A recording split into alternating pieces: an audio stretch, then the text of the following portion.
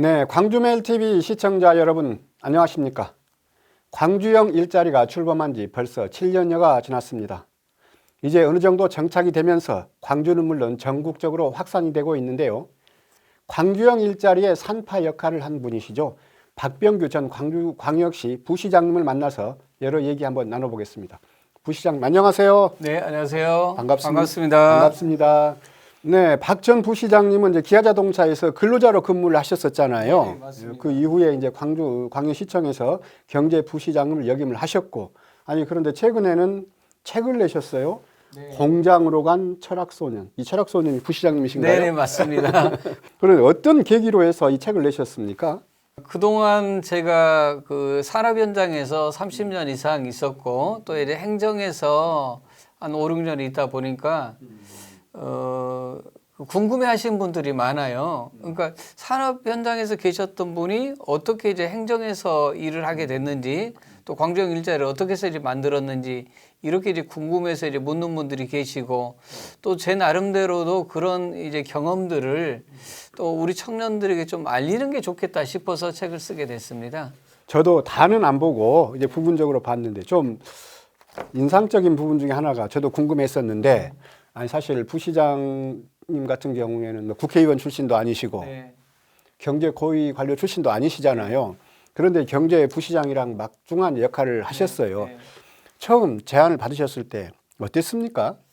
책임감은 상당히 컸죠. 아무래도 뭐 제가 정말로 부시장을 이제 해야 된다는 이런 이제 책임감 때문에 잠이 안 오고 이제 이런 건 있었었는데요. 다른 한편에서는 우리 시대적 과제에 대한 화두를 제가 던졌었고 또 그 일을 이미 한 4년 정도 이제 추진을 했기 때문에 이 일을 이제 하기 위해서는 그 직을 제가 이제 받아들일 수 없겠구나 하는 생각을 가지고 일을 시작하게 됐습니다. 그런데 이제 최고의 이제 자산일 수도 있고 최고의 이제 흔적인데 광주형 일자리 최초 설계자 이렇게 말씀들 많이 하시잖아요.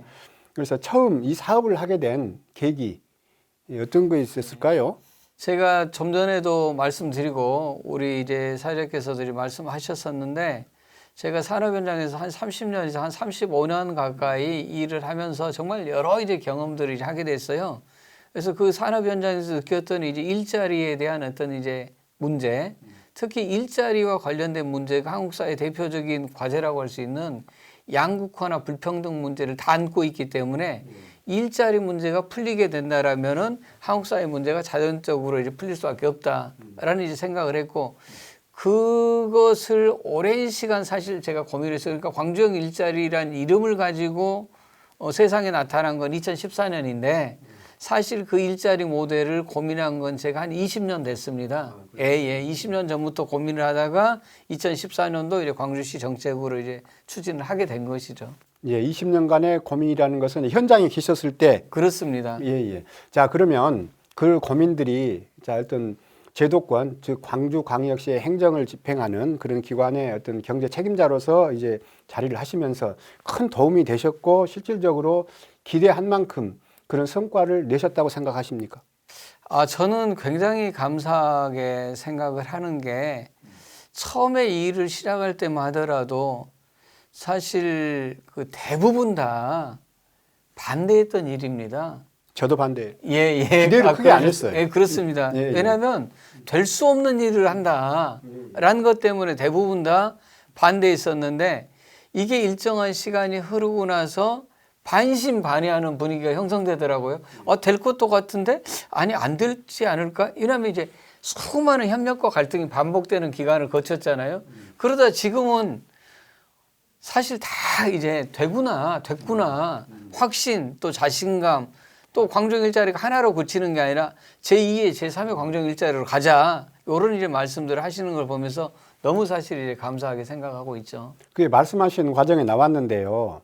자, 처음에 이제 양극화 해소랄지 이게 노사민정의 대타협을 이제 전제로 시작을 했잖아요. 그 이제 이면에는 일자리 창출, 양극화 해소 이런 것들이었는데 초기에는 아니죠. 초기 한 이후에도 중간 관리까지 굉장히 우려하고 걱정하고 반신반의했던 그런 부분이 있었거든요. 그렇습니다. 어떻게 이것을 극복을 하셨습니까? 제가 잘하는 것 중에 하나가 여러 사람들의 이해관계를 조정하는 일을 제가 잘합니다.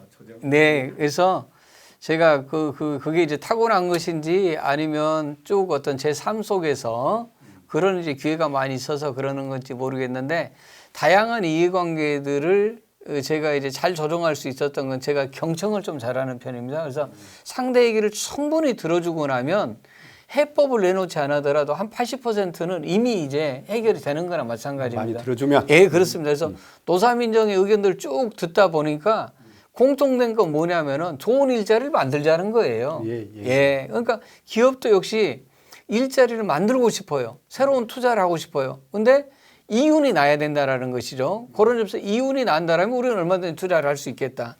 또 노동자들도 역시 마찬가지로 일자리 질이 지금 너무 낮기 때문에 좋지 않기 때문에 좋은 일자리가 만들어진다면 우리는 언제든지 찬성이다. 그래서 이 이제 두 가지를 다 만족시킬 수 있는 방안을 제가 계속 이제 좁혀본 거죠. 그래서 서로가 이제 얘기가 되니까 광주형 일자리라는 이름으로 이런 이제 상생형적 일자리가 나오게 된 것입니다.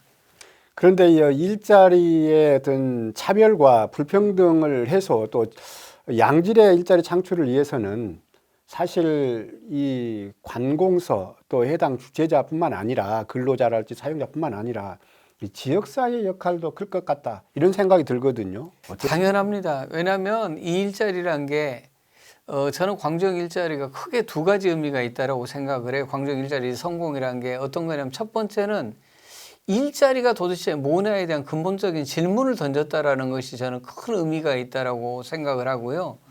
두 번째는 일자리 문제에 대해서 이제 임금이나 시간이나 이런 것들까지 포함해서 일자리를 고민하게 됐다라는 것, 이런 게 이제 큰 의미가 있다라고 생각을 하는데요. 이 두 가지가 이루어지려면은 기업이 일방적으로 할 수가 있는 문제가 아닙니다. 또는 노동이 일방적으로 할 수 있는 문제가 아니라 우리 지역사회가 함께 우리 지역의 문제들을 어떻게 해결할 것이냐 중지를 이제 모으는 과정에서 그게 일자리가 됐든 다른 어떤 시급한 이제 현안이 됐던 가 다 해결될 수 있기 때문에 사회적 이제 대화들을 이제 시작했다라는 것, 이런 게 이제 굉장히 큰 의미가 있다. 그래서 지역사회가 그런 역할들을 잘 해주셨다고 생각을 해요. 그러니까 노편도 아니고 그러니까 노동자 편에 서거나 아니면 기업 편에 서는 게 아니라 우리 지역 중심으로 우리 시민들이 어떤 역량들을 모아주셔서 이런 좋은 일자리가 만들어졌다고 저는 생각을 합니다.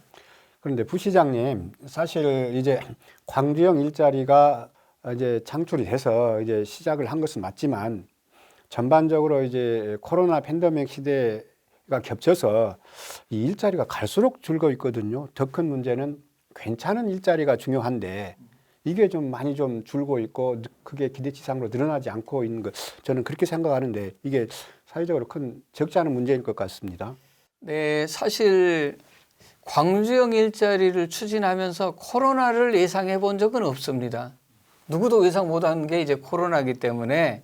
근데 예상하지 못했지만 정말로 광주형 일자리가 코로나 시대에 맞는 또 미래형 일자리가 돼버렸습니다. 왜냐하면 자, 예상치 못하는 코로나 이제 상황이 닥치다 보니까 뭐 여러 기업들도 이제 어렵지만 특히 이제 중소 이제 자영업자, 중소 어떤 기업이랄 자영업자들의 어려움들은 이제 훨씬 더 지금 이제 커져 버렸거든요. 이런 상황 속에서 그럼 이런 문제를 어떻게 해결할 거냐? 그게 바로 광주형 일자리에 담긴 이 상생이랄지 또는 이제 사회적 대화랄지 하는 이제 핵심적인 가치들이 광주형 일자리에 담아 있기 때문에 그런 방식으로서 이 문제도 풀어가야 된다라고 이제 보고요.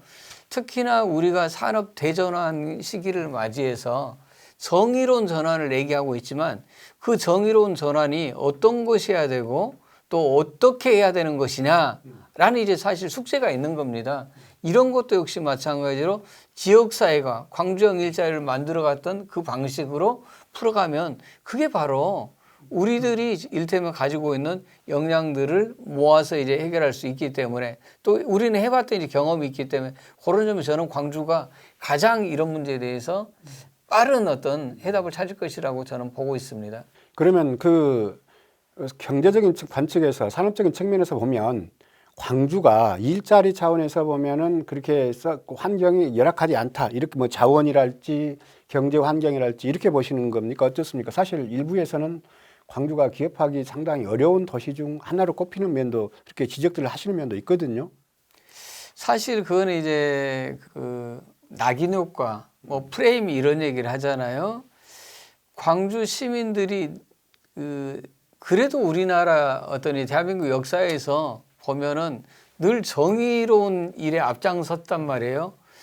이런 것들이 독재 정권 시절에 민주화 투쟁으로서 이제 나타난 거 아니겠습니까? 그래서 일반 시민들이 볼 때는, 그러니까 일반 국민들이 볼 때는 광주 사람들이 굉장히 좀 세다, 굉장히 뭐 저항의식이 세다, 이런 것 때문에 노사 문제에 있어서도 역시 마찬가지로 갈등이 심한 곳이다, 이런 이제 그 낙인 효과가 있는데, 사실 통계를 보면 전혀 그러지 않습니다. 전국 평균 통계를 본다라면 가장 협력적인 곳이, 그러니까 어떤 쟁의랄지 이런 그 노사 갈등이 가장 적은 곳이 광주광역시입니다. 그래서 이런 건 이제 한편에서 이제 덧칠된 게 이제 있다라고 이제 말씀드릴 수 있고요. 두 번째는 광주형 일자리가 지금 문재인 정부가 들어선 이후로 상생형 지역 일자리라는 이름으로 전국으로 이제 확산되고 있고, 투자도 지금 뭐 1조가 훨씬 넘게 투자들이 진행되고, 또 인력도 마찬가지로 뭐 1만 명 정도 지금 고용이 이제 예상되고 이러는데, 이런 광주형 일자리, 다시 말해서 상생형 지역 일자리를 만들었던 곳이 광주이기 때문에 그런 점에서는 저는 전혀 그렇지 않다. 광주가 이를테면 기업하기 좋은 도시이지 나쁜 도시가 아니다. 저는 뭐 그런 얘기를 하고 싶어요. 그 광주형 일자리가 이제 전국적으로 확산이 돼서 뭐 군산형 일자리니 뭐 지역에 따라서 이런 네이밍들이 붙고 있잖아요. 그게 어떻게 기대만큼 이렇게 좀 정착이 되고 있는 것 같습니까? 앞으로 좀 시간이 좀 더 돼야 될 것 같습니까? 참 이제 어려운 질문인데요. 한편에서는 일단 시작을 했다는 건 전 긍정적으로 보고요. 그러나 시작을 했다고 해서 이게 반드시 다 좋은 결과로서 또 좋은 어떤 이제 열매를 맺는 건 아니기 때문에 그 과정을 광주형 일자리가 거쳤던 이 과정을 거칠 수밖에 없다라고 저는 생각을 해요. 그러니까 수많은 어떤 그 시련을 우리가 뭐 갈등이나 뭐 어떤 이제 반목 또 여러 이제 어떤 난관들을 부딪히면서 계속해서 뭐 어떤 성숙된 과정을 거쳤잖아요. 그런 것처럼 이제 다른 지역도 그런 이제 시간이 필요하다라고 보는데요. 그러나 분명한 것은 시작하지 않은 것보다는 지금 시작함으로써 훨씬 더 좋은 어떤 미래의 어떤 희망들을 지금 만들어가고 있다라고 저는 생각을 합니다. 광주형 일자리의 어떤 산물이잖아요. 캐스퍼, 이 캐스퍼 인기가 대단한데 캐스퍼 이용하십니까? 캐스퍼에 대해서 정말 제가 할 말이 많은데요. 그러신가요? 예. 캐스퍼가 이 정도로 인기 있을 줄은 사실 몰랐거든요. 예, 저도 캐스퍼를 첫날 제가 신청을 했어요. 근데 제가 수차례 지금 물어보고 있습니다. 언제 줍니까? 모른다는 거예요. 예, 예. 그래서 지금 신청은 했지만 첫날 신청했는데 지금까지도 받지 못하고 있고. 한 3개월 정도 됐을까요? 9월에 이렇게 했으니까. 네, 네, 한 2달 뭐 예. 근데 아직까지도 아무튼 못 받고 있습니다. 네. 그러면은 이제 일시적으로 이런 인기가 있는 것이 아니라 캐스퍼 자체가 나름대로 경쟁력이 있기 때문에 앞으로도 좀 미래 전망이 밝다 이렇게 지금 보고 계시겠네요. 네, 그렇습니다. 캐스퍼를 생산하기 전에는 상당히 부정적인 의견이 많았고요. 그리고 양산 시점에 들어서서도 캐스퍼에 대한 이러저러한 부정적인 의견들이 간간히 있었었는데, 최근에 이제 구매 고객들, 특히 마니아들이 이제 얘기를 들어보면 상당히 평이 좋습니다. 따라서 이런 흐름이라면 뭐 내년에도 또 내후년에도 캐스퍼의 인기가 계속될 가능성이 있고요. 그런다고 해서 뭐 광주 글로터스가 또는 현대차 이걸로 이제 만족한다라고 저는 생각은 하지 않아요. 보통 그 자동차 교체 주기가 한 5년 정도 잡는데 그 안에 뭐 다른 이제 차종도 다시 투입될 거라고 보고, 또 특히 친환경 자동차에 대한 욕구들이 지금 계속 이제 커지고 있기 때문에 그런 준비도 함께 이루어지지 않겠는가 하는 게 이제 제 생각입니다. 광주 글로벌 모터스가 캐스퍼뿐만 아니라 다른 차도 생산할 수 있는 그런 시스템이 갖춰져 있잖아요. 네네. 처음부터 이를테면 그러니까 이제 자동차 사이즈, 이제 소형이든 중형이든 대형이든 또는 내연기관이든 아니면 뭐 수소차든 전기차든 다 생산할 수 있는 이런 이제 설비 구축을 다 해놨기 때문에 그런 거에 대해서 크게 걱정하지 않아도 됩니다. 네, 사실 우리 사회에 많은 문제가 있습니다. 그 중에 하나가 양극화와 불평등이지 않느냐 하는 생각이 드는데요.